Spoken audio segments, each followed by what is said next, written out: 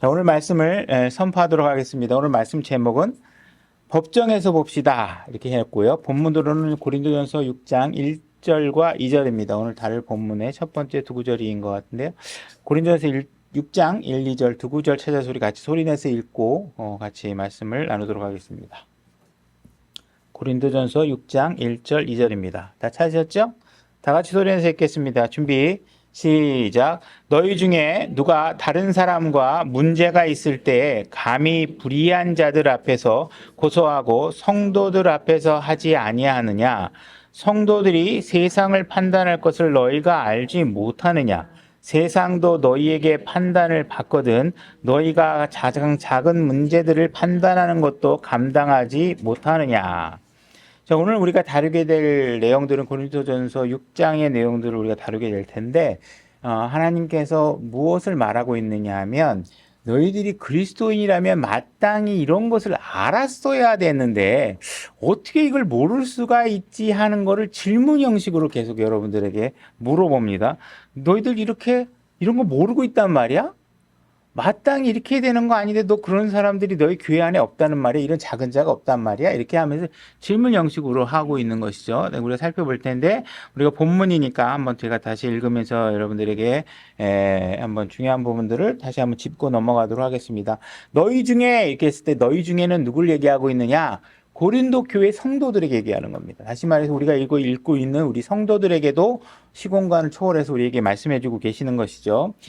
교회 다니는 사람이라면 하나님 믿는 사람이라면 누군가 다른 사람과 문제가 생겼을 때 우리가 그리스도인이라면 살면서 이제 문제들이 생기겠죠. 교회 안에서든 교회 밖에서인 사람이든 갈등이 생길 수가 있겠습니다. 근데 이제 여기서 이제 주요 초점이 이제 교회 안에서 일어나는 성도들 문제들을 얘기하고 있는 것이죠. 문제가 있을 때 감히 불의한 자들 앞에서 고소하고 성도들 앞에서 하지 아니하느냐? 불의한 자는 어떤 사람들이에요? 하나님께서 의롭다고 인정할 수 없는 사람들은 누구냐? 구원받지 않은 사람들이에요. 그죠? 다시 말해서 세상에 있는 사람들. 너희들이 구원받지 않은 사람에게 가서 내가 잘했어요. 얘가 잘못했어요. 이렇게 얘가 나한테 피해를 줬어요. 얘가 뭐라 그랬어요. 이런 이야기들을 왜 세상 사람들한테 가지? 그들은 어떤 사람이라는 거예요? 불의한 자인데. 왜 너희들은 교회 안에서 성도들 앞에서 그걸 판단하지 않고 왜 자꾸 세상에 가서 판단하느냐? 그죠? 교회 안에서 어떤 일이 벌어졌다. 그러면 그거를 세상에 가져가서 판단하는 일은 어떤 일이냐? 불의한 자 앞에 가서 판단받는 일이다. 그러니까 하나님께서 뭘 하고 있는 거예요? 지금 놀라고 있는 거예요. 성령님께서. 난 이해가 안 간다. 너희들이 왜 그런 일을 하고 있지? 놀라운 방식으로 여러분들에게 질문 형식으로 묻는 거예요. 너희 모른다는 얘기야, 이 상황을? 왜 너희가 이걸 세상 사람들 앞에 가서 판단을 받으려고 해? 여기 교회 성도들이 있는데 이 얘기를 하고 계시는 거죠. 성도들은 어떤 사람이냐? 세상을 판단할 사람들이라는 것이죠. 판단할 것을 너희가 알지 못하느냐? 너희들은 세상도 판단해야 돼요. 뭘로 판단하시나요? 하나님 말씀으로 판단하셔야 돼요. 여러분들은 세상을 하나님 말씀의 기준에서 판단하는 일도 너희가 해야 되는데 세상도 너희에게 판단을 받거든 너희가 가장 작은 문제들을 판단하는 것도 감당하지 못하느냐 이렇게 좀 얘기하고 있죠. 그래서 세상의 많은 일들도 판단해야 되는데 교회 안에서 일어나고 있는 작은 문제들조차도 판단할 능력이 안 돼서 어디로 간다? 불의한 자를 찾아가서 내가 잘못한 거, 얘가 잘못한 게 맞죠? 내가 틀린 게 아니죠? 막 이렇게 하면서 그 사람들에게 뭔가 시시비비를 가려달라고 얘기하고 있는 것 자체가 잘 이해가 안 된다. 이런 질문을 하고 있는 거예요. 자, 계속해서 3절 읽겠습니다. 우리가 천사들을 판단할 것을 너희가 알지 못하느냐. 여러분들은 천사를 판단하게 될 것입니다. 이 저지, 심판과 같은 거죠. 심판한다는 얘기인 거죠. 하물며 이 세상 삶에 속한 일들은 얼마나 더 많이 판단하겠느냐. 그런즉 너희가 만일 이 세상 삶에 속한 일들을 판단하려거든 교회 안에서 가장 작게 여기는 자를 세워 판단하게 하라. 그러니까 얘기하고 있는 거 하나님 뭐라는 거냐. 너희들이 뭔가 판단할 일이 있다 그러면 여러분 살면서 판단할 일이 있다면 어떤 방법을 취해야 되느냐. 그 방법을 제시하고 있는 거예요. 교회 안에 가지고 와서 너희들이 봤을 때 제일 별 볼 일 없다고 생각하는 사람, 아니면 뭐 신앙의 초보에 해당하는 사람, 그죠? 아니면 뭐 그런 사람들이라도 하나 세워라. 그런 작은 사람이라고 세워서 판단하게 하라. 그게 세상에서 판단하는 것보다 훨씬 우월하다고 얘기하고 있는 거예요. 내가 너희를 부끄럽게 하려고 말하노라. 그러니까 하나님께서는 지금 바울이 하고 있는 거는 뭐냐면, 사역자로서 하고 있는 일들은 뭐냐면, 교회 안에 있는 사람들이 하나님 말씀대로 올바로 행하고 있지 않다면 그들을 부끄럽게 하는 일조차도 할 수밖에 없다라는 거예요. 왜? 뭐가 중요하니까? 하나님 말씀이 더 중요하니까. 여러분들이 부끄러움을 당하느냐 안 당하느냐보다 하나님 말씀이 제대로 이루어지느냐 안 이루어지냐가 더 중요하단 말이에요. 그러니까 지금 너희들을 부끄럽게 해서라도 내가 알게 하고 싶다. 너희 가운데 지혜로운 사람이 하나도 없다니 그 말이 사실이냐. 그러니까 나 이게 못 믿겠다 이게. 너희들 가운데 이걸 판단할 수 있는 지혜가 있는 사람들이 없단 말이야. 난 성령님께 놀랍다. 이게 내가 지금 답답하다. 내가 놀라운 상황에 이걸 보고. 그 말이 사실이냐? 자기 형제들 사이에 판단할 수 있는 자가 단 하나도 없느냐? 오히려 형제가 형제를 고소하며 그것도 믿지 않는 자들 앞에서 하는도다.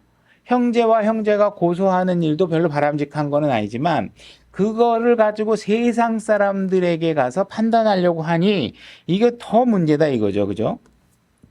그러므로 이제 너희 가운데 전적으로 허물이 있나니 이는 너희가 서로를 고소하기 때문이라. 그 어찌하여 너희가 차라리 부당한 일을 당하지 아니하느냐? 어찌하여 차라리 빼앗기지 아니하느냐? 여러분들이 고소하고 하는 일들 하고 보니까 하나님께서 보니 답답하다. 왜? 차라리 너희가 그냥 좀 당하면, 억울한 일을 좀 당하면 안 되겠냐? 세상 법정에 가지고 가서 내가 잘했어요, 제가 잘못했어요 라고 여러분들이 뭔가 입증받기 위해서 뭔가 사건을 가지고 가서 사람들 앞에 가서 판단을 받으려고 하기보다는 내가 봤을 때는 차라리 네가 좀 억울하더라도 그걸 그냥 감당하는 것이 더 낫지 않겠느냐, 이렇게 얘기를 하고 있는 거예요. 차라리 빼앗길 내용이 있다면, 차라리 빼앗김으로 인해서 하나님의 말씀이, 거룩함이 세워질 수 있다면 차라리 그 일을 감당해라, 그냥 빼앗겨라, 이렇게 얘기하고 있는 것이죠. 아니라 너희가 부당한 일을 행하여 속여 빼앗되 그것도 너희 형제들에게 그리하노라. 너희들은 차라리 빼앗기는 게 나은데 너희들이 지금 무슨 일을 하고 있냐면 사람들을 심지어 속여서, 다시 말해서 거짓 정보와 불균형한 정보를 가지고서 사람들에게 평판을 빼앗거나 이렇게 함으로 인해서 사람들을 속여서 너희들이 뭔가 더 취하려고 한다는 거예요. 그들에게. 예를 들어서 누군가가 나를 지지하게 만드는 것도 뭐예요? 뭔가 거짓된 정보와 잘못된 편견된 정보를 통해서 그 사람이 나를 지지하게 만들면 나는 그 사람에게 무언가 빼앗는 것이죠. 그리고 누군가는 나와 상대적인 사람은 어떻게 되는 거예요? 무엇인가를 잃는 거죠. 그 사람을 나쁘게 얘기하고 있을 테니까. 그죠? 이런 일들이 벌어지는, 그들 형제들에게 그리하는도다. 불의한 자가 하나님의 왕국을 상속받지 못할 줄을 너희가 알지 못하느냐. 불의한 자가 하나님의 왕국은 뭐예요? Kingdom of God 뜻이죠. 이거는 뭐냐 하면 영적인 세계죠. 그러니까 우리가 하나님을 믿으면 우리는 Kingdom of God, 하나님의 왕국에 속해요. 이거는 영적인 세계예요. 이런 영적인 세계에 들어온 사람들은 어떤 사람이냐? 의로운 사람이에요. 여러분들은 불의한 자예요? 의로운 자예요? 여러분들은 하나님 앞에 의로운 자예요. 의로운 자로 여겨지는 사람들이에요. 그러니까 불의한 자라는 건 뭐예요? 세상 사람들은, 불의한 자들은 하나님의 왕국에 대해서 어떠한 정보도 없는 사람들이에요. 거기에 속해 있지 않아요. 그죠? 그런 사람들은 상속받지 못하는 사람들. 이런 사람들은 어떤 일을 행하느냐? 그런 사람들에게 속지 말라는 거예요. 그런 사람들에게. 어떤 일을 행하는 사람들이냐? 그 사람은 음행하는 사람들이에요.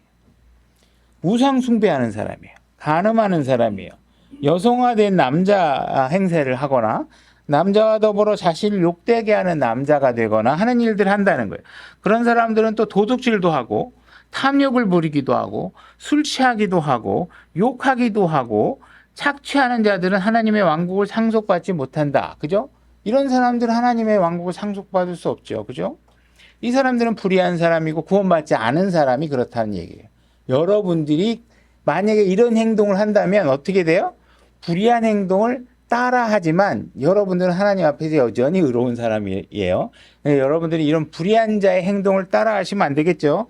너희 중에 이와 같은 자들이 더러 있었으나, 이렇게 얘기하고 있죠. 성경에서는 뭐라고 얘기하냐면 이런 사람들은 구원받지 않은 사람들이고 여러분들이 지금은 구원받아서 여기 이 자리에 있지만 여러분들의 과거는 어땠다는 거예요? 이런 사람들이었다는 거예요. 그러나 지금은 어때요? 지금은 아니라는 거예요.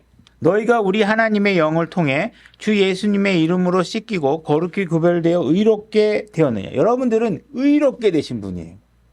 불의한 자가 아니에요. 그죠? 그러니까 당연히 이런 행동에 가담하면 돼요? 안 돼요? 안 돼요. 이런 행동에 가담하시면 안 돼요. 그러니까 지금 우리가 읽은 내용을 근거로 해서 우리가 보면 우리가 살면서 당연히 갈등과 충돌이 없으면 좋습니다. 없으면 좋은데 이게 없을 수가 없어요. 그래서 하나님께서 지금 바울을 통해서 우리에게 얘기하고 있는 것은 너희들이 갈등을 느끼고 있는 것 자체가 문제는 아니라는 거예요. 그러면 그걸 갈등을 느끼는 상황이 왔을 때 그것을 어떻게 다뤄야 하는지에 관해서 너희들이 분별하지 못하고 있다고 얘기하고 있는 거예요.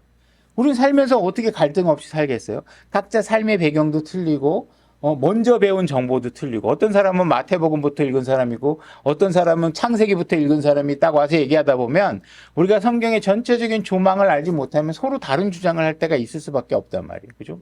어떤 사람은 창세기를 읽고 와서 구약의 구원의 방법들을 얘기하고 어떤 사람은 로마서를 읽고 와서 신약의 구원의 방법들을 얘기하고 어떤 사람은 마태복음 같은 걸 읽어서 과도기에서 일어나고 있는 이야기들을 혼재돼서 얘기할 수도 있고 뭐 이런 것들에 대해서 우리가 살다 보면 삶의 배경과 지식과 정도의 차들 때문에 갈등이 생길 수 있다는 거예요.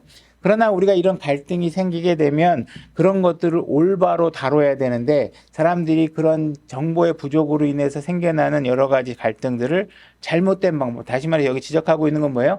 세상에 가서 자꾸 판단을 받으려고 한다는 거예요. 그래서 남자와 여자가 이제 결혼하고 나서 그들 사이에 갈등이 생길 때 그들이 구원받지 않는 사람들이 있는 세상 법정에 가서 해결하려고 하는 것에 대해서 성령님께서 굉장히 한탄하고 계시는 거예요. 왜 이런 문제를 교회 안에서 해결하지 않느냐.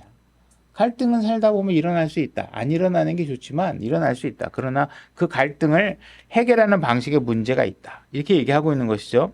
우리가 읽었던 구절을 한번 보게 되면 음행하는 자, 우상숭배하는 자, 간음하는 자.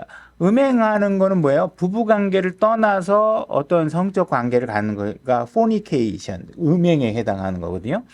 음행하는 자, 우상숭배하는 자, 간음하는 자 이런 것들은 하나님의 사람이라면 여러분들도 이런 거 하면 안 되죠. 당연히 그죠? 그리고 여러분들은 그걸 금기시하는 사람이에요. 그러나 세상 사람들은 어때요? 그거를 자랑하는 사람들이에요. 내가 어떤 여자랑 새로운 여자를 하나 만났어. 내가 최근에 한 10명은 만났을 거 그러면서 남자들 사이에서 막 자랑한다고. 내가 얼마나 능력 있고 멋진 사람인지를 자랑한다. 그러니까 하나님의 사람이라면 감히 해서는 안 될 일들이 세상 사람들은 어떤 사람이다. 이런 거에 대해 죄의식이 없어요. 그죠?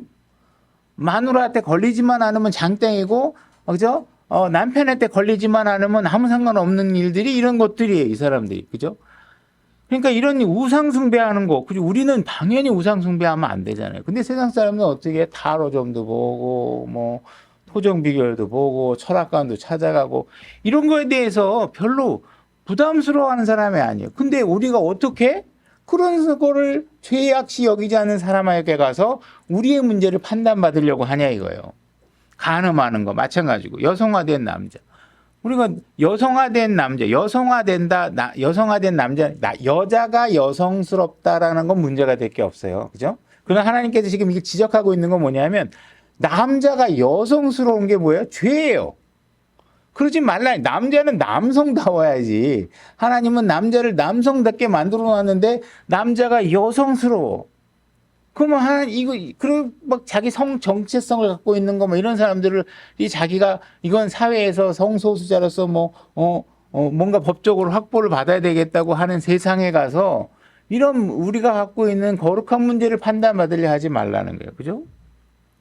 그 다음에 남자와 더불어 자신을 욕되게 하는 자, 도둑질하는 자. 세상 사람들은 도둑질이 합법화되어 있죠. 남이 거 뺏어다가 없는 사람한테 주는 것도 다 도둑질입니다. 그죠?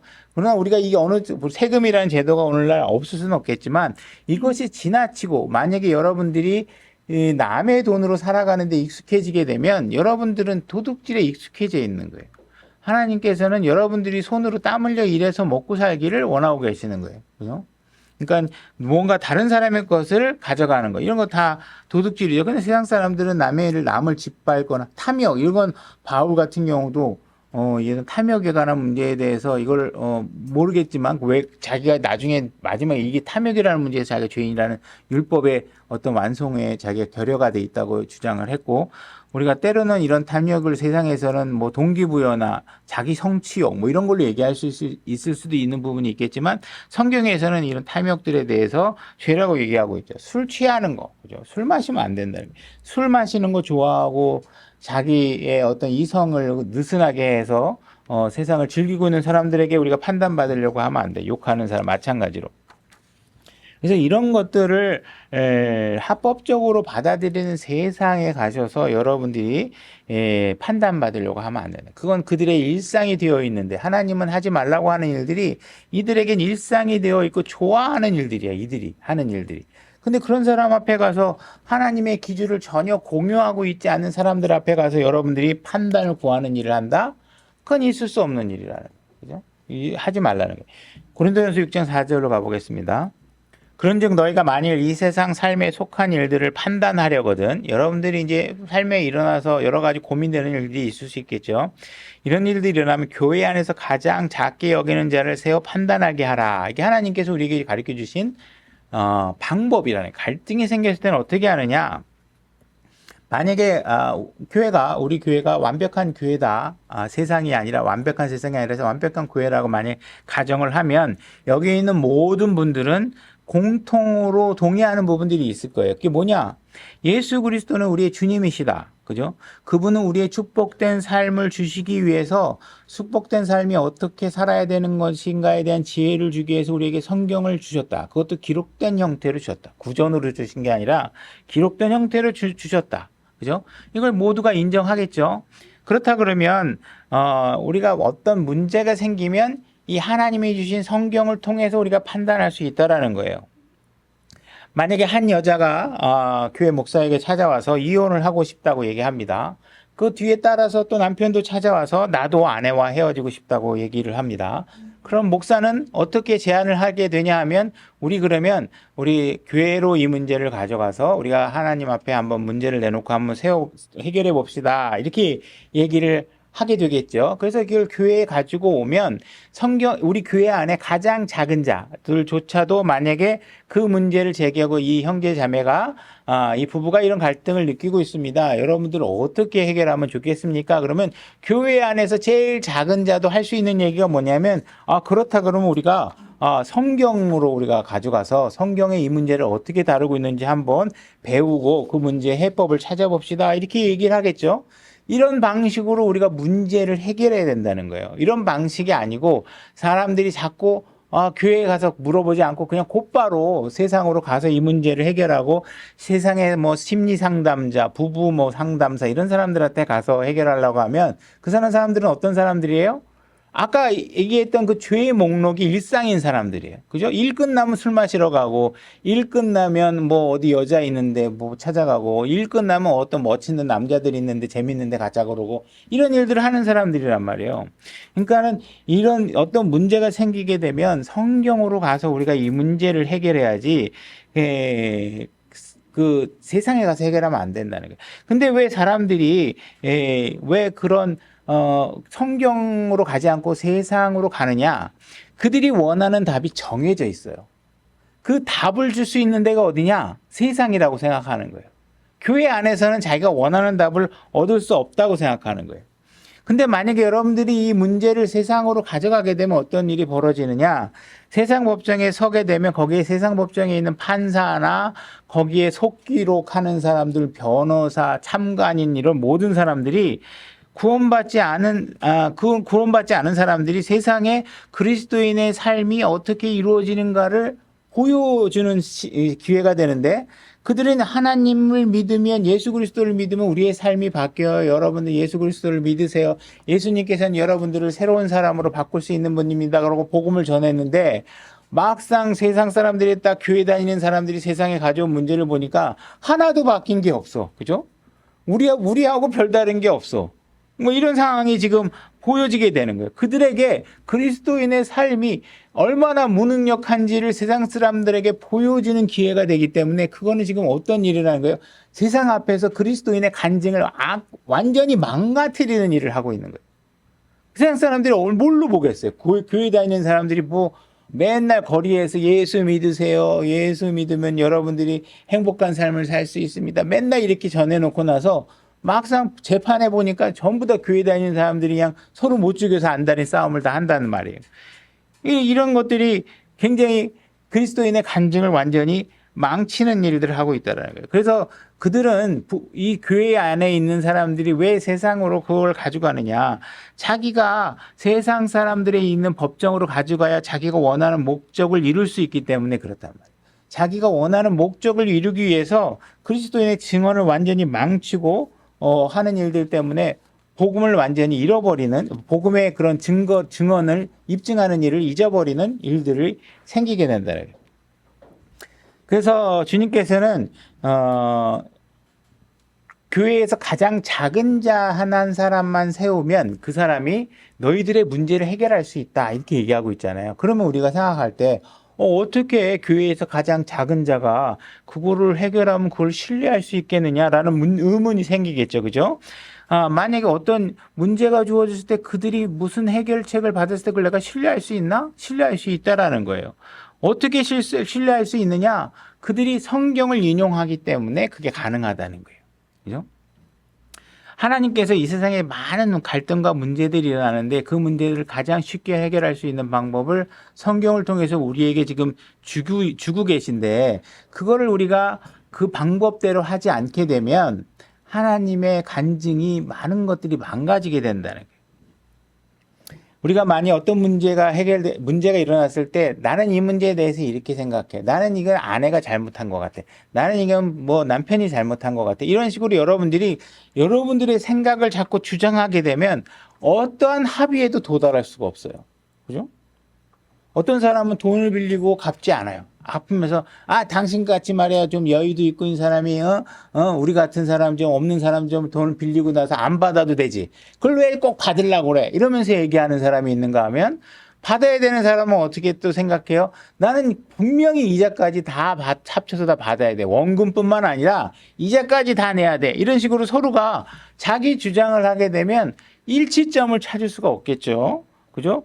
만약에 분쟁이 생길 때마다 이 사람의 양심, 저 사람의 양심, 난 양심적으로 얘기하는 거야. 뭐 이러면서 서로가 양심을 얘기하면 각자의 양심이 다 틀린데 그걸 어떻게 일치시키겠냐는 거예요. 그죠? 그래서 하나님께서 명확하고 이 일들을 어떻게 해결할 수 있는 쉬운 방법들을 제시하고 있는데 우리가 성경이 유일하고 완벽한 하나님의 진리의 말씀이고 우리의 삶의 지혜를 주는 진리가 담긴 책이라는 사실에 동의만 한다면 우리의 갈등을 해결하는 방법은 너무나 쉽다라는 거예요. 어떻게 하느냐? 성경을 들어가서 하나님께서 이렇게 말씀하시는데요 라고 얘기하면, 그죠? 이야기하면 그 문제에 동의만 할 수 있으면 일이 쉽게 해결될 수 있다라는 거예요.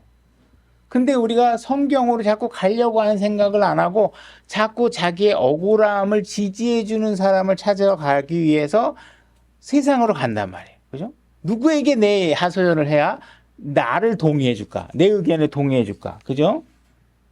그래서 우리가 세상 사람들을 찾아가는 이유가 그거잖아요. 내가 지금 세상이 인정할 수 있는 어떤 중재자로서의 역할을 하고 있는 사람을 내가 찾아가서 그 사람이 내 답을 하는 것에 내가 동의를 하고 그들이 중재안에 내가 승복하고 따라가겠다 이런 거잖아요. 그죠? 그래서 때로는 변호사나 판사 앞에 가서 그들이 중재라면 이 사람은 이 사회가 중재자로서의 어떤 권위를 부여한 사람이니 내가 그 사람을 중재자로 지정해서 그 사람이 이렇게 하십시오. 두 사람은 그러면 뭐 숙려 기간을 가지십시오. 뭐 어떻게 하십시오. 뭐 이러면 그거에 따르겠다고 하는 거잖아요.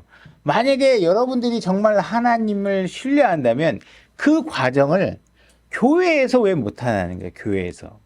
왜 교회에 여러분들이 신뢰할 수 있는 중재자를 찾지 못하는 거예요? 응? 자, 고린도서 6장 7절입니다. 그러므로 이제 너희 가운데 전적으로 허물이 있나니 이는 너희가 서로를 고소하기 때문이라. 어찌하여 너희가 차라리 부당한 일을 당하지 아니하느냐?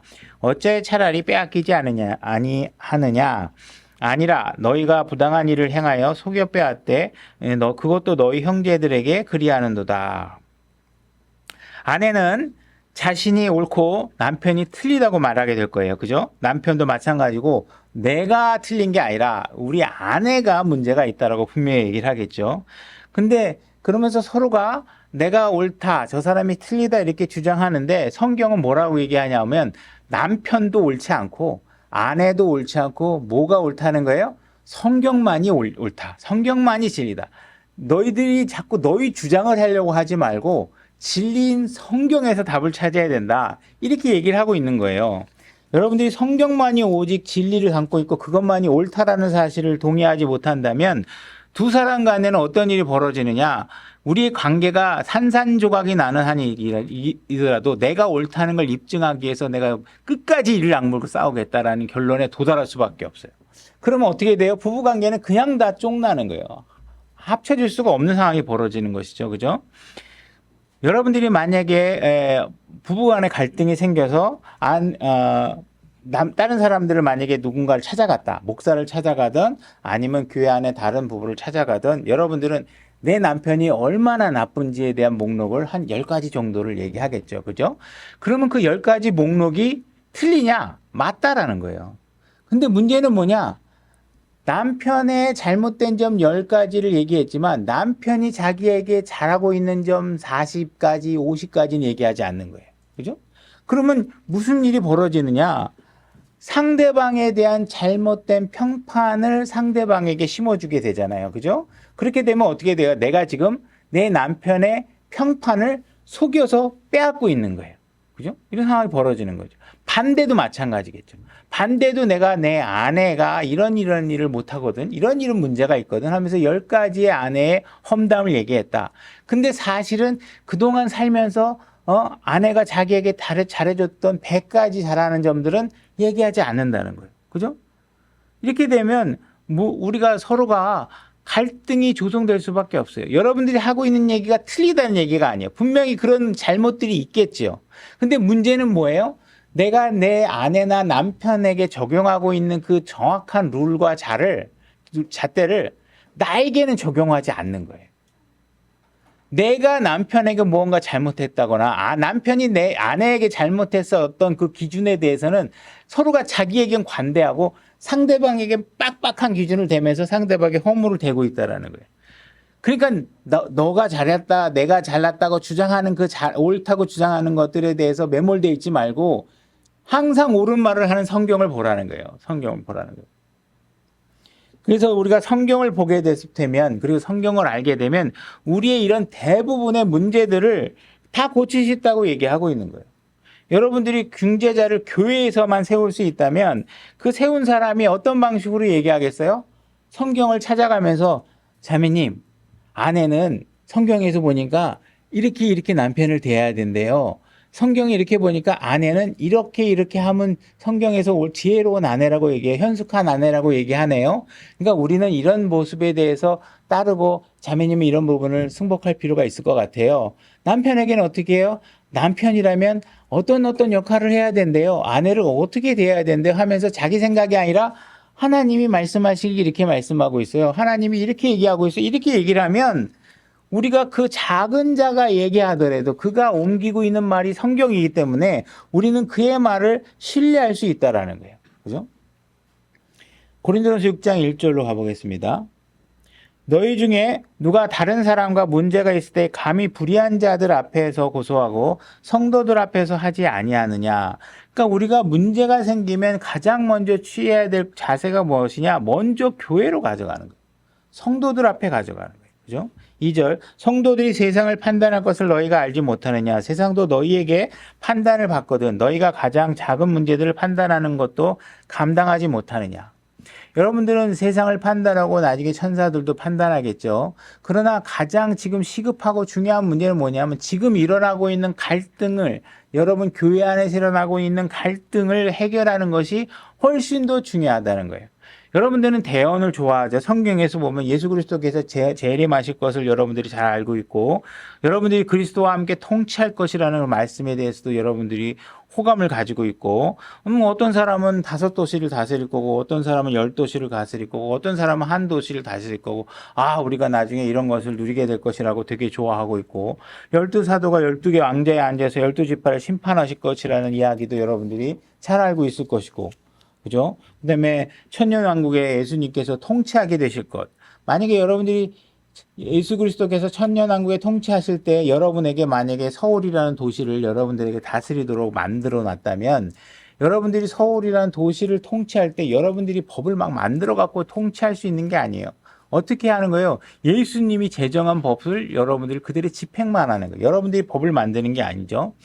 그래서 오늘날 우리 이 사회도 사법 체계가 있고 사법 체계의 존재의 필요성에 대해서 누구도 부인하지 않죠. 그것이 존중받아야 되는 것이죠. 근데 여러분들이 사법 체계를 지켜보다 보면 여러분들이 불편하게 느껴지게 되는 부분은 뭐냐면 이상하게 법을 만든 사람이 법을 어긴다는 거예요. 그죠? 그리고 이 법이 공평하게 적용되지 않는다는 거예요. 마스크를 쓰라고 열심히 얘기해놓고 나중에 보니까 막 힘 있는 사람들은 막 마스크 다 벗고 앉아있고 거리두기 하라고 식당에 우리는 겁나서 가지도 못하고 있는데 보니까 힘 있는 사람들은 막 10명, 20명씩 앉아갖고 다 마스크 벗고 다 밥 먹고 이런 일들이 벌어지면 우리는 어떻게 해야 돼요? 야, 이게 뭐야, 이거? 왜 공평하지 않은 거야? 이것 때문에 여러분들이 화를 내게 되잖아요. 그죠? 그러니까 우리가 만약에 교회 안에서도 누군가에게 공평하게 법이 하나님의 말씀의 법이 집행되지 않는다면 그런 문제들로 인해서 여러분들 성도들 간에는 불편함이 느끼게 되고 화가 치밀어 오르게 되고 억울한 일이 생기고 하는 일들이 생기겠죠. 그죠? 우리가 막 교회에 왔는데 교회에서 이 사람은 부자기 때문에 뭔가 따뜻하게 대해주고 이 사람은 변호사니까 좀 뭔가 더 호의감을 갖고 대해주고 이 사람은 뭐 교수니까 더 막 어떤 일이 있었을 때는 이건 이분이 하셔야 되겠네요. 막 이러면서 자꾸 그 사람을 예우한다든지 뭐 이런 일들이 벌어지면 우리 보통 사람들 입장에서는 기분이 나쁘겠죠. 왜?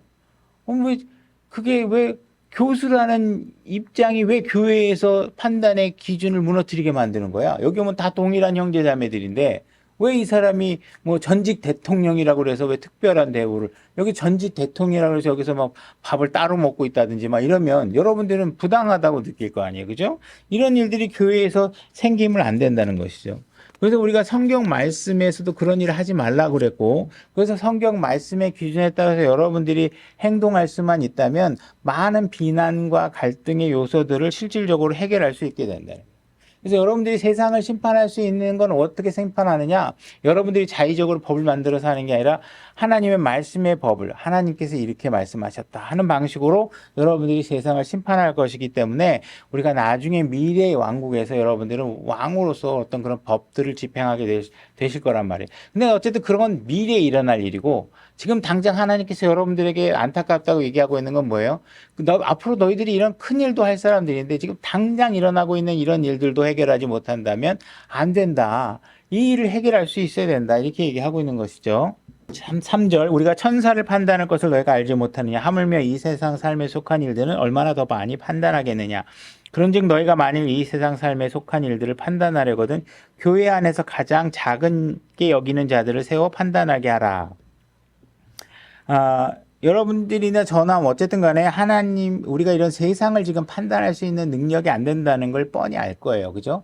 그래서 우리가 우리 자신의 능력을 사실 판단한다기보다는 그분의 말씀을 존중하고 그의 말씀대로 그런 것들을 판단하게 되면 문제들이 안전하게 해결될 수 있다는 사실들을 우리가 알아야 될 필요가 있다는 것이죠. 그래서 우리가 개인적인 느낌이나 개인적인 친분이나 이런 것들을 앞세워서 하나님의 절대적인 의의 기준을 훼손하지 않는 판단을 우리가 할 수 있어야 돼요.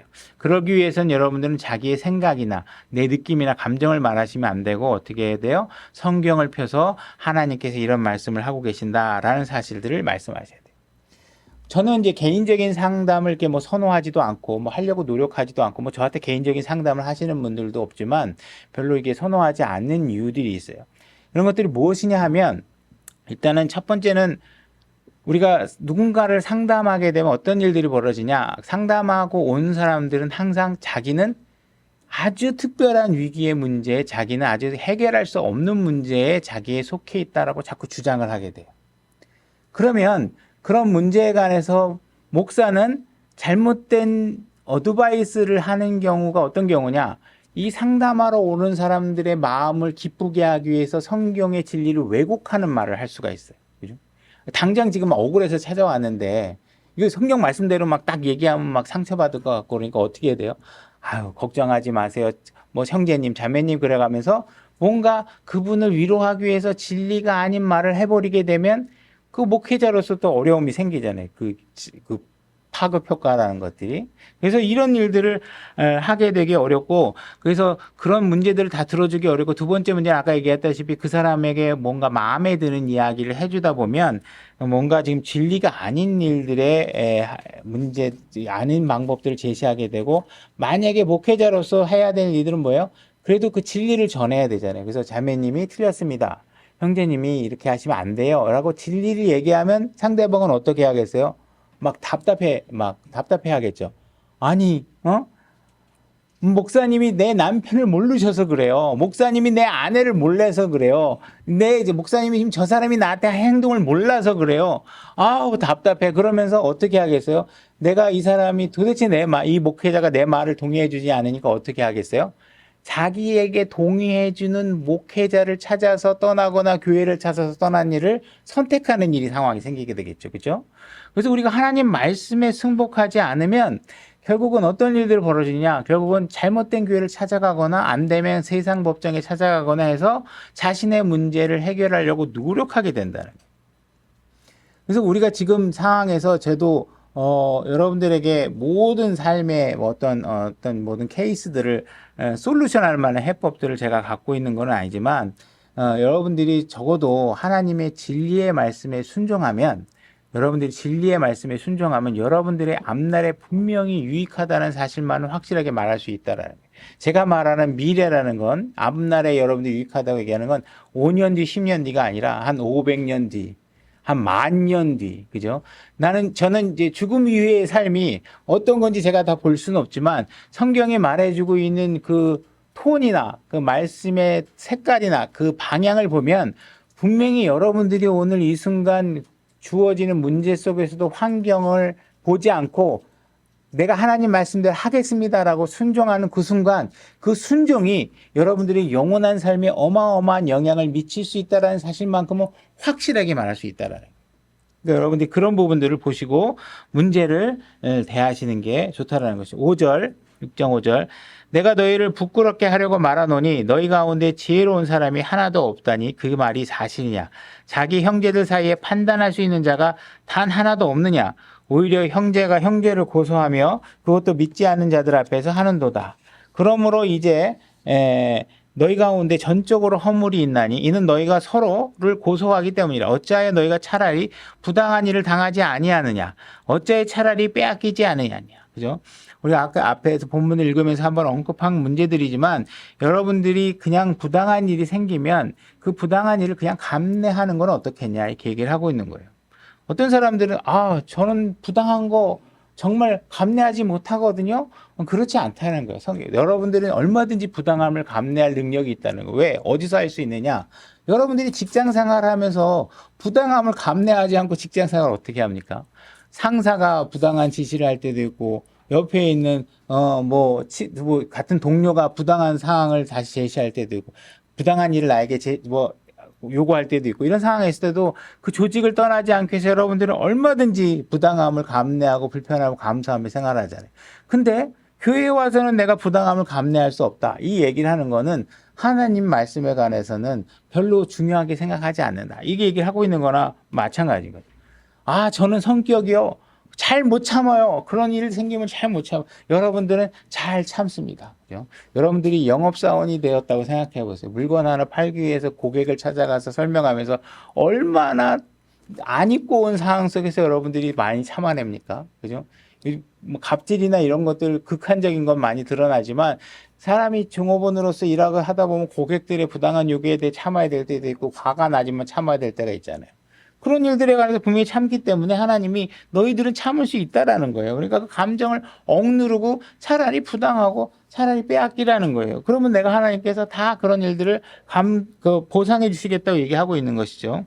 그러니까 여러분들이 만약에 이런 일들에 대해서 잘 못 참겠다, 막 이렇게 하게 되면 여러분들이 자꾸 이런 것들을 잘 받아주는 이런 교회를 자꾸 찾아가게 되면 결국은 성경이 올바로 가르치지 않는 교회를 찾아갈 상황이 더 많다라는 거예요. 여러분들 교회가 세상에 교회보다 훨씬 더 무례한 사람들이 많거든요. 그런데도 여러분들은 세상에서 많은 일들을 참아내고 있잖아요. 근데 우린 교회에 오면 못 참겠다 그런다. 뭔가 조금 내 마음에 맞지 않으면 못 참겠다고 얘기하는 거예요. 그러지 말라는 거예요. 교회 안에서 참으라는 거예요. 지금 구절을 다시 보게 되면 음행하는 자, 우상숭배, 간음하는 자, 여성화된 남자, 도둑질, 탐욕하는 자, 욕하는 자, 너희 중에는 이 같은 자들이 덜어 있었으니라. 여러분들이 구원받기 전에는 틈만 나면 음행을 했고 우상숭배를 하고 간음을 했고 여성화된 남자들에 대해서 동의를 하고 지지를 하거나 뭐 이런 일들에 관해서 별로 불편함이 없이 했겠죠. 그죠? 도둑질도 하고 거짓말도 하고 그러면서 여러분들이 그런 삶을 살아왔던 사람이 교회 나오고 나서 얼마 안 돼 갖고 자기는 태어날 때부터 죽을 때까지 예수님처럼 거룩하게 산 사람처럼 다른 사람을 대하게 되면 하나님이 보시기에 그런 자세는 그리스도인으로 합당하지 않다고 얘기하는 거예요. 만약에 여러분들이 계속 나는 상대방보다 항상 옳다라고 주장하고 있다 그러면 뭔가 잘못된 생각을 갖고 있다. 여러분들이 구원받기 전에는 남을 모함하기도 하고 거짓 증언도 하고 남을 억울하게도 하고 물론 그 이후에도 하고 있지만 그런 일들에 대해서 자기가 하고 있는 일은 지금 모르고 있다라는 거예요. 오히려 상대방이 나를 비난할 때 어쩌면 그 사람이 내가 나를 보는 것보다 더 잘 보고 있구나라고 받아들일 수도 있어야 된다는 거예요.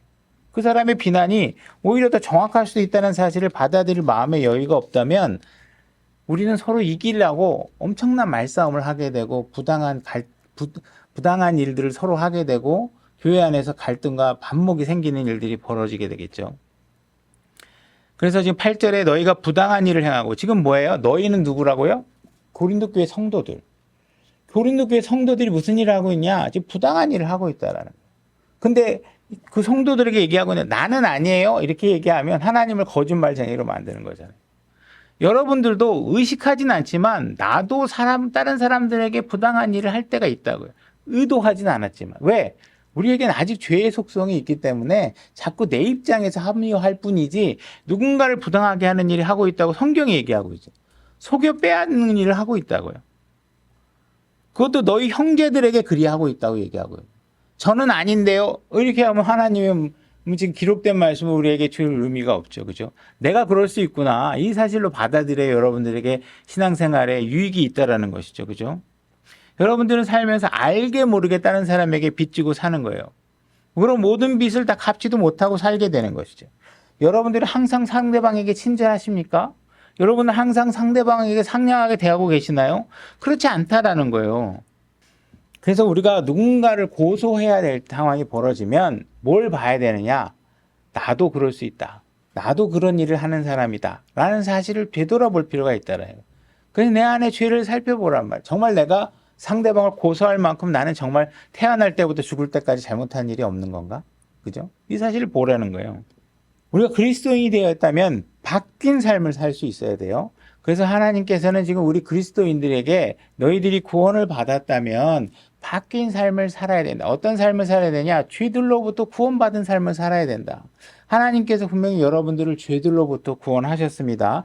하나님께서는 여러분들을 구원하지 못할 죄가 없다고 얘기하고 계세요. 그죠? 찾진 않겠지만 요한복음 3장 36절에 아들을 믿는 자에게는 영존한 생명이 있고 아들을 믿지 않는 자는 생명을 보지 못하며 오히려 하나님의 진노가 그 위에 머물러 있느니라. 여러분들이 죄로부터 구원받기 위해서는 그분의 아들을 믿기만 하면 되거든요. 그분의 아들을 믿으면 하나님의 진노가 여러분들의 머리 위에서 사라지게 돼요. 그리고 이게 우리가 구원받는 거에 가장 심플한 방법이고 이게 전부예요. 그죠? 우리가 그분의 이름을 믿는 자에게는 다 하나님의 아들이 되는 권능을 주셨다. 여러분, 하나님께서는 이 권능을 주셨기 때문에 예수 그리스도가 그 권능을 갖고 있고 여러분 구원할 권능을 갖고 있기 때문에 믿기만 하면 여러분들의 모든 죄로부터 다 구원받을 수가 있어요. 이 죄는 구원받을 수 없는 죄가 있습니다라고 제시할 목록이 존재할 수가 없다는 것이죠. 그죠? 여러분들이 만약에 누군가에게 복음을 전하는데 예수 그리스도를 믿기만 하면 구원을 받습니다. 그죠? 우리가 지옥에 가게 되는 건 믿지 않기 때문입니다. 라고 얘기를 하다가, 사실은 저는요, 뭐, 앞에 계신 분이 몰라서 그렇지, 전 너무나 끔찍한 죄. 하나님은 그러신 분이 아닙니다. 제 얘기를 한번 들어보세요. 그리고 그 사람이 제가 이런 죄를 졌더니 딱 졌거든요. 막 이렇게 얘기하면 복음을 전하는 사람이 복음을 전하다 말고, 그런 죄를 졌어요? 죄송합니다. 그런 죄는 하나님께서 구원하지 못하시겠네요. 내가 복음을 괜히 시간 낭비해서 죄송합니다. 하고 돌아서 나올 수 있는 죄가 있나요? 없단 말이에요. 그죠? 복음 전하다 돌아서 나올 죄가 없다. 여러분, 어떠한 끔찍한 죄를 졌다 그래도 예수 그리스도께서 구원하지 못할 죄가 없다라는 거예요. 여러분들이 과거에 있었던 음행, 우상, 숭배 뭐 이런 것들로부터 여러분들을 구원하신 분이 예수 그리스도란 말이에요. 여러분들이 그런 죄로부터 구원을 받았다면 여러분들은 어떻게 하셔야 돼요? 그런 죄를 지금도 짓고 있으면 안 되는 거예요. 그죠? 여러분들이 분명히 바뀐 삶을 살아야 돼요. 분명히 음행, 우상숭배, 간음, 여성화된 남자, 남자와 더불어 자신을 욕되게 하는 남자, 이런 문제들, 이런 죄들에 대해서 하나님께서는 분명히 문제를 삼고 계시는 거예요. 그죠? 그리고 성경의 그 구절의 마지막에 자신을 욕되게 하는 남자, 이런 것들에 대해서 얘기하고 있죠. 만약에 내가, 남자로 태어났는데 어느 순간인가 나는 이제 여성으로 살 수밖에 없다. 그래서 왜 여성으로 살고 싶으냐? 나는 원래 태어날 때 이런 기질을 가지고 태어났기 때문에 여성으로 사는 것을 비난하면 안 된다. 그러면 그 사람이 태어날 때 원래 모습이 그랬기 때문에 그 사람이 그냥 어릴 때부터 파장하는 거 좋아하고 했기 때문에 여성으로 사는 게 아무 죄가 아니다라고 얘기하면 어떤 사람은 태어날 때부터 연쇄살인, 아동 성추행의 욕구를 갖고 태어난 사람이 자기는 원래 태어난 성격대로 아동 성추행을 하고 사는 걸 비난하면 안 된다고 얘기를 한다 그러면 동의할 수 있겠냐는 거예요. 동의하지 못하잖아요. 그죠? 만약에 여러분들이 하나님의 말씀의 규칙을 적용하지 않고 자꾸 세상에서 개발된 규칙을 자꾸 적용하기 시작하면 어디서부터 어디까지가 죄고 어디서부터 어디가 죄가 아닌지 구별하기 어려워져요. 그래서 우리는 정확하게 하나님 말씀에 규정한 대로 하셔야 돼요. 분명히 여성화된 남자나 자기를 정체성을 잃어버렸다 그래서 남자가 갑자기 여자로 살고 싶어 한다거나 이런 것들에 대해서 하나님은 분명하게 죄다 이렇게 얘기하고 있으면 그건 분명히 죄인 거예요. 그 사실을 거부하고 자꾸 새로운 논리를 만들어서 자기 새로운 규칙을 만들어서 죄가 아닌 것처럼 얘기하는 것은 우리가 하면 안 되는 일인 것이죠. 그래서 하나님은 결혼은 분명히 명확하게 남자와 여자가 하는 것이다 이렇게 얘기하고 있어요. 남자와 여자와 결혼을 했으면 두 부부 사이 이외에 다른 애인을 만드는 건 하나님이 죄라고 얘기하고 있어요. 그죠? 여러분들이 결혼했는데 동창회에 가서 친구를 만들고 온다든지 이런 일을 하면은 하나님이 그런 일을 하면 안 된다고 얘기하고 있는 거예요. 그죠? 그래서 이런 일들에 관해서 여러분들이 정확하게 이해를 하셔야 돼요. 만약에 나를 만나주지 않는다고 그래서 그 여자를 골목으로 데려가가지고 막 폭력을 가한다든지 이런 일들을 하고 있다. 이런 것들은 왜 일어나느냐? 여러분들이 성경을 버렸기 때문에 막 일어나는 일들이란 말이에요. 그런 일들이 자꾸 벌어지니까 어떻게 돼요? 뭐 안심 귀갓길 서비스를 만들어야 되고 뭐 비상 전화, 헬프미 도우는 전화를 막 만들어야 되고 이런 일들이 벌어지는 일들은 왜 그래요? 그들이 말씀의 법을 버렸기 때문에 자꾸 그런 일들이 자꾸 벌어지는 거예요. 그래서 우리는 더 이상 9절과 10절의 사람이 아니다. 너희 중에 이와 같은 자들이 덜어 있었으나 라고 해서 과거 형태로 되어 있습니다. 그래서 우리는 더 이상 불의한 자가 아니에요. 이런 일을 행하는 사람이 아니에요. 우리가 다 확인하기 위해서 고린도전서 1장 2절로 가보겠습니다. 고린도전서 1장 2절. 고린도에 있는 하나님의 교회 곧 그리스도 예수님 안에서 거룩히 구별되고 성도로 부르심을 받은 여러분들은 거룩히 구별되고 성도로 부르심을 받은 자들입니다. 1장 5절. 너희가 모든 일에 있어서 그분으로 말미암아 풍성하게 되었다. 이렇게 얘기를 하고 있습니다. 7절. 이로써 너희가 어떤 선물에도 지쳐지지 아니하고 여러분들은 그리스도인의 신앙생활을 할 수 있도록 하나님께서 교회에 많은 선물들을 주셨고 그 선물들로 풍성하게 되어 있기 때문에 여러분들이 거룩한 삶을 살아나가는데 충분한 능력과 이런 것들을 다 갖출 수 있도록 해주셨다는 것이죠. 8절. 그분께서 또한 너희를 끝까지 견고하게 하사 그분께서 여러분들을 끝까지 책임지고 그 일을 만들려고 노력하고 계시는 것입니다. 그래서 우리가 다시 고린도전서 6장 11절의 말씀을 보면 너희 중에 이 같은 자들이 덜어 있었으나 덜어 있었다는 이야기는 뭐예요? 이제 이런 일들은 과거 시제가 된대요. 음행, 간음, 우상숭배 이건 여러분들에게 있어서는 안 되는 거예요. 그래서 11절 그 뒤 하부분에 너희가 우리 하나님의 영을 통해 예수님의 이름으로 씻기고 거룩히 구별되어 의롭게 되었느니 여러분들은 의롭게 된 사람이에요. 불의한 자가 아니에요. 그래서 여러분들이 만약에 죄를 씻어줄 수 없는 예수님이라면 우리의 문제를 해결해 줄 수 있는 분이 아니에요. 그죠? 만약에 여러분들을 예수님께서 거룩하게 구별할 수 없는 분이라면 그분은 우리가 기다리는 분이 아니라는 것이죠. 여러분들은 수치스러운 삶에서 건져낼 수 없는 분이다. 그럼 여러분들은 잘못된 예수님을 믿고 있는 거예요. 성경에 있는 예수님을 믿는 게 아니에요. 우리가 다른 사람이 죄 짓는 걸 보면서 저런 사람이 어떻게 저런 죄를 지어 이렇게 얘기할 수 있다라면 여러분들 안에는 그래도 그리스도의 영으로 새롭게 거듭나고 하나님의 기준을 공유한 사람이 됐기 때문에 그런 판단을 할 수 있는 것이죠. 그죠? 그래서 여러분들에게는 분명히 죄에 대해서 거부감을 느끼고 하나님을 위해서 헌신하고 거룩한 삶을 살아낼 수 있는 그러한 반응을 할 수 있도록 하나님께서 모든 것들을 만들어 주셨어요. 여러분 안에 특히 성령님이 있기 때문에 그런 반응을 할 수 있는 것이거든요. 내가 그런 반응을 하고 있는 거 살피셔야 돼요. 그러면 성령님이 내 안에서 죽어서 제대로 작동을 안 하면 죄를 자꾸 즐거워하게 된단 말이에요. 우리는 그런 그리스도인의 신앙은요, 말씀에 반응하는 거예요. 반응하는 게 마음으로 반응이 아니라 행동으로 반응하셔야 돼요. 그죠? 하나님이 여러분들을 구원하시고 나서 계속해서 죄를 짓도록 방치하시는 분이 아니라는 사실을 아셔야 돼요. 만약에 여성스러움을 느끼는 남자가 구원을 받았다. 근데 구원받고 나서 계속 여성스러운 남자로 네 있잖아요. 막 손가락에 막 이렇게 막 하면서 막 여성스럽게 행동하고 그런 상태로 계속 있는다. 그건 예수님의 구원을 받은 사람이라고 보기 어려운 거예요. 그죠? 그렇게 있을 수가 없어요. 그죠? 여러분들 누군가를 학대하는 사람을 하나님께서 구원하셨는데 그 사람이 계속 누군가를 학대하는 사람을 살고 있다. 그건 바뀐 삶을 살아내고 있지 못하다. 하나님은 그런 삶을 살도록 용납하시는 분이 아니라는 거예요. 물론 매번 그 결정은 여러분 자신이 하는 거지만 만약에 그런 결정을 해서 벗어나서 그리스도인의 거룩한 삶을 살아내지 못하고 있다면 하나님이 용납하지 않은 삶을 끝까지 살아내고 있는 것이나 마찬가지예요. 많은 사람들이 교회 안에서 나는 원래 태어날 때 그랬어요. 저는 원래 성격이 급해요. 저는 원래 성격이 불같이 화가 나거든요. 그래서 저는 자꾸 그냥 그렇게 살 수밖에 없어요라고 자꾸 주장하는 사람에 대해서 교회가 자꾸 용납하려고 하는 경향이 있다라는 거예요. 그러나 성경은 어떻게 얘기하고 있냐? 용납이 안 된다는 거예요. 너는 과거의 모습을 자꾸 주장하지 말라는 거예요. 그리스도를 믿었으면 바뀌라는 거예요. 어떻게 안 바뀌냐는 거예요. 자꾸 왜 네 성격을 자꾸 얘기하고 네 환경을 주장하고 자신의 특별한 상황을 얘기하고 성경에 어디에 하나님 말씀에 예외 조항이 있냐고요. 없잖아요. 그죠? 그 성격, 그 상황은 다 우리가 극복해내야 될 상황들인 것이지 그것이 그래도 된다라는 상황이 돼서는 절대로 안 된다는 거예요. 여러분들이 구원받았다 이 사실을 하나님은 어떤 방법으로도 다 알아내시지만 적어도 주변 사람들이 특히 세상 사람들이 여러분들이 구원받았다는 사실을 알 수 있는 방법은 뭐냐? 여러분들의 삶이 바뀌는 거예요. 바뀌지 않고 어디 가서 전도지를 주면서 우리가 어떻게 예수 믿고 구원받고 바뀐 행복한 축복된 삶을 변화된 삶을 바뀐 삶을 사세요라고 우리가 주장할 수 있냐? 여러분 자신이 바뀌지 않았는데 어떻게 그런 삶을 주장할 수 있냐?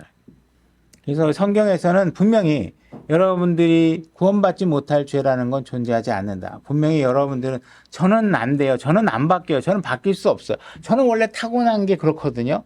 그런 주장을 하면 하나님 뭐라 그러는 거예요? 그 하나님 모독하는 건 하나님 용납하시니 내가 성경을 잘 몰라서 그렇다고 얘기하는 거예요. 만약에 여러분들이 지금 그리스도인으로서 살고 있는 살면서 모든 죄들로부터 구원받는 것처럼 구원받으려고 그러면 먼저 뭘 하셔야 돼요? 여러분들이 일단 먼저 구원을 받으셔야죠. 그죠? 먼저 여러분들이 예수 그리스도의 피로 구원을 받으신 다음에 그러면 여러분들이 이제 그 모든 죄로부터 구원받을 수 있도록 하나님이 모든 걸 돕겠다고 말씀하고 계시는 거예요. 그러니까 여러분들이 자꾸 그 상태에 머물러 있고 싶다. 그거는 여러분들이 그분의 축복과 도우심을 거부하고 있는 거예요. 세상 사람들은 자기의 기준들이 있어요. 그래서 제가 존경하는 그 어떤 선생님도 진짜 제가 얘기했을 거예요. 그분이 이렇게 촌지 같은 거 주잖아요. 그러면 진짜 안 받아요. 처음에 막 주니까 안 받으니까 그냥 그 종이돈을 뺏어가지고 그냥 안 받는다고요 하면서 길에다 그냥 내가 던져버렸어요. 그다음부터 진짜 안 줬어요. 그래가지고 촌지가 거기서 사라졌어요. 근데 그분은 운전대만 잡으면 또 과속을 하셔. 그래가지고 이 사람들은 다 자기가 의롭다 그래서 다 의로운 게 아니라 자기가 생각하는 부분만 의로운 사람들이 꽤 많아요. 거기는 의롭고 다른 데는 아니야. 그래서 그것만 계속 주장해. 자기의 의로움을. 그러면 안 돼. 성경에서는 그런 부분들을 갖지 말라는 거예요. 다 여러분들이 그러니까 자꾸 내 죄를 살피라고 하나님께서 얘기하시잖아요. 그죠? 여러분들이 구원을 받으면 당장 여러분들이 죄를 짓지 않을 수 있는 사람으로 만들어주는 건 아니에요. 그죠? 여러분들이 구원받았다고 해서 도둑질하던 사람이 도둑질을 할 수 없는 상태로 여러분들을 만들어주는 게 아니죠. 그죠? 음행하던 사람을 구원했다고 갑자기 음행을 하지 못하는 사람으로 만들어주는 것도 아니에요. 그러나 하나님께서 분명히 얘기하고 있는 건 내 안에 성령님이 계시고 예수 그리스도가 계시기 때문에 여러분들이 하나님 말씀에 올바로 반응만 하면, 그죠? 내가 좋아하는 말씀엔 반응하고 좋아하지 않은 말씀엔 내가 승복 못하겠다고 하지 말고 다 말씀에 반응하라요. 그러면 하나님께서 모든 죄에서 모든 문제에서 여러분들을 건져낼 수 있다고 얘기하고 계신 거예요. 내가 돕겠다고 얘기하는 거예요. 근데 우리가 왜 안 하느냐? 자꾸 그걸 싫어하는 거예요. 어떤 여자가 고린도 교회에 살고 있던 한 여자가 매춘부로 살았어요. 매춘부로 살다가 어느 날 복음을 딱 듣고 맨날 술집이나 바를 돌아다니는 삶을 살다가 어느 날 복음을 듣고 구원을 받았어요. 그리고 어떤 술 마시기 좋아하고 거짓말하기 좋아하고 도둑질하기 좋아하는 한 남자가 있었는데 이 사람이 어느 날 바울이 선포하는 복음을 듣고 구원을 받게 됐어요. 그래서 이 여자도 고린도 교회에 나오게 되고 이 남자도 고린도 교회에 나오게 됐어요. 그죠? 그래서 이 둘이 교회에 나와 있다가 서로가 눈이 맞아가지고 부부가 됐어요. 같이 결혼했어요. 결혼했는데 이 아내는 여태까지 그냥 바를 다니고 이 남자 저 남자 막 그냥 만나고 다니던 사람이라 좋은 아내가 되는 방법이 어떻게 하는 것인지 잘 몰라요. 그죠? 그죠? 남자도 이 거칠게 살아온 아내를 도대체 어떻게 길들여야 되는지 어려움을 호소하게 되죠. 이 남편은 또 가정을 이루고 무언가 좀 가정을 위해서 헌신하게 직장을 얻으려고 하는데 이 사람이 갖고 있는 전과 기록이라든지 과거의 평판 때문에 직장을 얻기도 힘들어요. 그러니까 어디 진짜 자기를 받아주기만 하는 데를 찾아다니다 보니까 뭐 수입이 얼마 안 되죠. 그죠? 아내는 이 남편이 가지고 온 수입이 너무나 쥐꼬리만 해가지고 도대체 불만이 막 커지는 거예요. 도대체 과거에는 진짜 화려하게 살았는데 이거 교회 안에 들어왔고 남자 하나 만나서 결혼했는데 벌어오는 건 쥐꼬리만큼이고 도대체 만족스럽지 않고 서로 다투기 시작하는 거예요. 그죠? 그래서 목사를 찾아오고 갈등을 막 하게 되는 것이죠. 그래서 이제 목사에게 찾아가서 뭔가 이렇게 말씀을 들으려고 하는데 목사가 해주는 얘기는 뭐예요? 자기가 듣기에는 그냥 교과서적인 얘기만 하는 것 같아요. 하나님 말씀이 이런 거고, 그죠? 그래서 이제 목사가 얘기해 주는 게 내 마음의 성에 안 차. 그래서 어떻게 해요? 과거에 내가 술집에서 만났던 변호사를 찾아가고 남자도 자기가 과거에 매주 술을 같이 마시던 변호사를 찾아가고 판사를 찾아가서 그들에게 자기의 문제를 호소하게 되는 거예요. 그러면은 그들이 판단하기에 딱 봤을 때, 야, 이 사람들이 전에는 분명히 예수 그리스도를 믿고 변화된 삶을 바뀐 삶을 살겠다고 그 화류계를 떠나고 뭐 친구들을 버리고 막 이렇게 했는데 법정에서 딱 이 사람들을 보니까 예수님의 삶을 바꿔놓기는커녕 뭐 똑같네 이런 상황이 벌어지겠죠, 그죠? 그래서 여러분들이 그런 사람들에게 그런 결과들을 보여주게 되면 완전히 여러분들이 간증을 망가뜨리게 되는 상황이 된다는 거예요. 지금 우리가 배운 내용들을 요약해 보고 있는 거예요. 만약에 하나님께서 우리가 그 여자도 구원했고 남자도 구원을 받았지만 그들이 어떠한 삶을 살아야 되는지 하는 부분들은 우리의 몫으로 남겨져 있는 거예요. 그래서 이런 삶을 살아내려면 여러분들이 하나님 말씀에 반응해서 여러분들이 바뀐 삶을 살아내지 못한다면 여러분들은 계속 간증을 망치는 삶을 살게 돼요. 그죠? 우리가 하나님 말씀대로 살려고 우리가 성경을 찾아가야 되는데 성경이 가지고 있는 답이 뭔지를 알아. 그래서 분명히 내가 가면 나는 이 남자를 책망하고 내가 이겼다는 결론을 듣고 싶은데 성경을 찾아가면 너도 틀렸고 너도 틀렸다고 나오니까 이게 성에 안 차. 그러니까는 하나님 말씀으로 안 가려고 하는 거죠. 그죠? 그래서 이런 부분들에 관해서 우리가 하나님 말씀에 승복할 수 있는 마음을 가져요. 이게 여러분들이 세상 변호사를 찾아가는 것보다 세상 고시 공부 몇 년씩 해가지고 판사 변호사 된 사람 찾아가는 것보다 성경 말씀을 가장 작은 자가 인용하는 것이 훨씬 수준 높은 해결 방법을 제시한다는 사실에 대해서 여러분들이 이해할 수 있어야 된다는 거예요. 그렇지 않으면 여러분들의 문제는 계속 반복되고 해결되지 못하는 거예요.